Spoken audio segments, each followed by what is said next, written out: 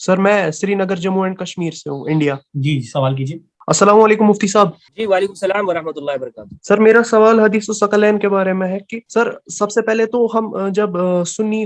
حدیثوں کی طرف جاتے ہیں اور شیعہ حدیثوں کی طرف جاتے ہیں، جب ہم ان دونوں کا تقابل کرتے ہیں تو ہمیں شیعہ حدیثوں میں اس طرح سے ملتے ہیں الفاظ ما ان تمسکتم بہما، اور جب ہم حدیث اہل سنت کی طرف ہم جاتے ہیں تو ہمیں اس طرح لفظ نہیں ملتے، وہاں ہمیں ملتا ہے لفظ ما ان تمسکتم بہی، اور وہ ظاہر سی بات ہے بہی کو وہ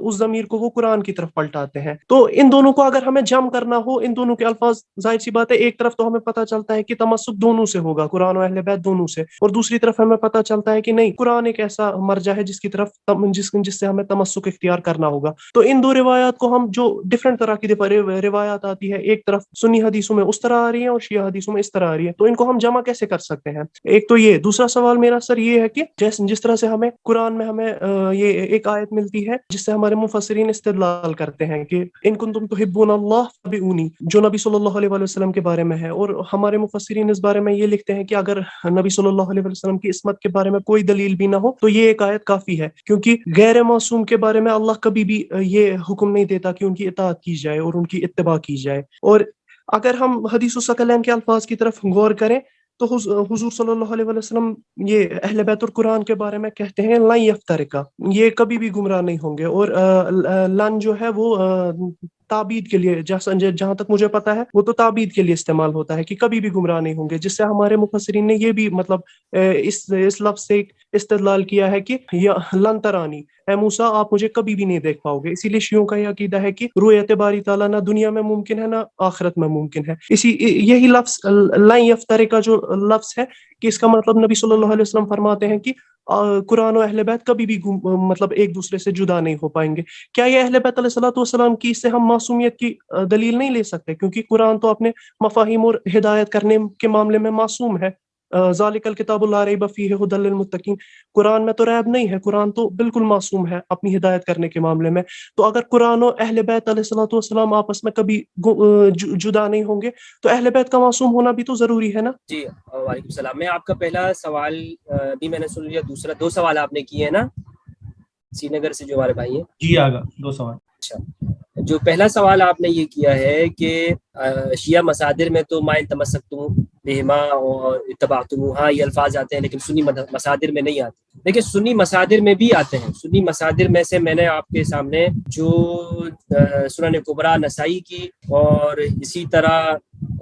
المستدرک کی جو میں نے آپ کے سامنے الفاظ رکھے ہیں، یہ میں آپ کو شیئر کرتا ہوں۔ یہ نظر آ رہا ہے نا آپ کو؟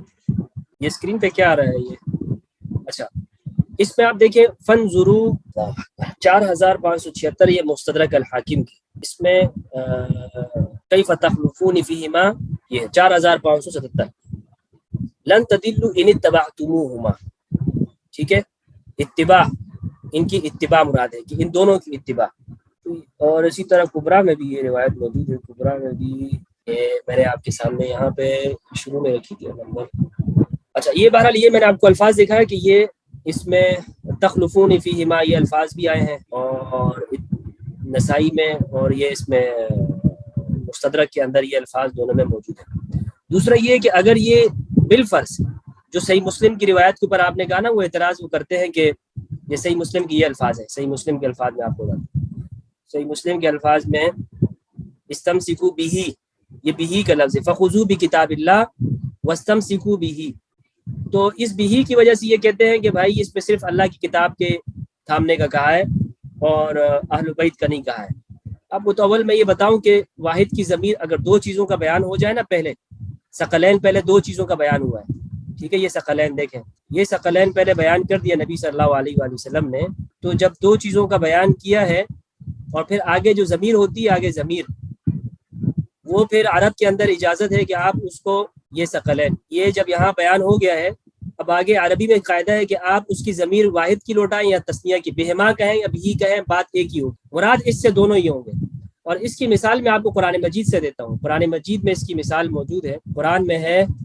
یہ میں آپ کو، یہ قرآن مجید سورہ توبہ کی آیت نمبر 62 ہے، یحلفون باللہ لکم، وہ تمہارے سامنے اللہ کی قسم کھاتے ہیں، لیردوکم، تاکہ تمہیں راضی کریں، واللہ ورسولہ، اللہ اور اس کا رسول، احق زیادہ حقدار ہے، ان یردوہ کہ وہ راضی کرے اس کو، کس کو؟ اب دیکھیں ضمیر واحد کی ہے یہاں پہ، ضمیر کیا ہے؟ یہ ہو ضمیر ہے یہاں پہ،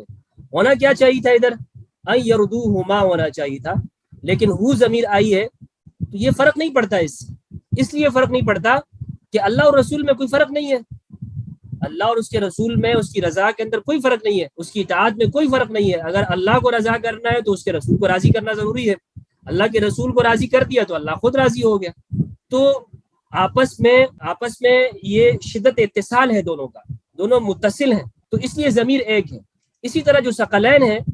جو کتاب اللہ اور عترت رسول ہے، ان دونوں میں شدت اتصال موجود ہے، یعنی اتنے زیادہ قریب ہیں کہ وہ ایک ہی ہے۔ اگر وہ ضمیر ایک ہی ان کی طرف آئے تو کوئی فرق نہیں پڑتا، یہ عرب کے اندر استعمال ہوتا ہے، اس سے کوئی فرق نہیں پڑتا ہے۔ اور پھر میں نے آپ کو دو الفاظ والے بھی، دو ضمیروں والے بھی آپ کو میں نے تسنیہ کی ضمیر کے ساتھ بھی دکھا دیا میں نے، کہ جس میں دونوں کے لیے الفاظ استعمال ہوئے ہیں۔ جہاں تک اصحاب قصہ ہیں، پنجتن پاک ہیں، اصحاب خمسہ ہیں، وہ تو اس سے اصحاب مطہرین معلوم ہوتے ہیں۔ البتہ اس سے آگے کا جو سلسلہ ہے، ہمارے اہل سنت کے اندر جو روایات ہیں اس میں تو کم از کم، یا اس منہج میں مجھے معلوم نہیں ہوتا، لیکن شیعہ روایات ہیں اس سے بالکل آپ ثابت کر سکتے ہیں، آپ کا تعلق چونکہ شیعہ سے ہوگا تو اس میں مجھے کوئی اعتراض بھی نہیں ہے۔ لیکن یہ ہے کہ ہمارے اہل سنت میں جو روایات ہیں حضرت عائشہ رضی اللہ عنہا اور حضرت ام سلمہ کی، تو اس میں ان کے مطہر ہونے میں یہ بات معلوم ہوتی ہے کہ قرآن کا بیان وہ کرے گا کہ جو قرآن کے ساتھ، کیونکہ روایات کے الفاظ ہیں احدہما اکبر من الاخر، ان میں سے ایک دوسرے سے بڑا ہے، یعنی قرآن مجید کے برابر ہیں، یہ اہل بیت قرآن کے برابر ہیں۔